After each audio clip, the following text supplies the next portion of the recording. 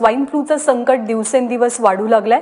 मुंबईमध्ये स्वाईन फ्लूमुळे सहाय्यक पोलीस आयुक्तांचा मृत्यू झालाय।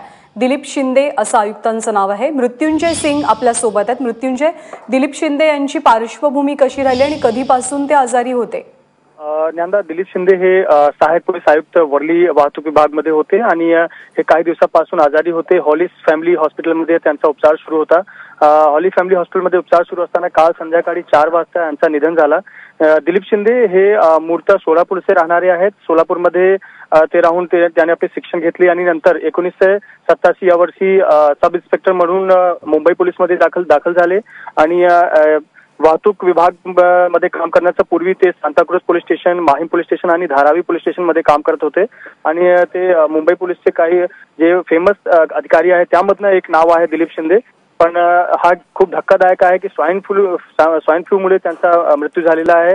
मुंबईमध्ये जे स्वाईन फ्लूचा प्रकोप आहे ते वाढत जात आहे। यामध्ये मुंबई पोलीसचे अधिकारी आहेत त्याही शिकार झालेले आहे। मृत्युंजय, धन्यवाद या माहितीबद्दल।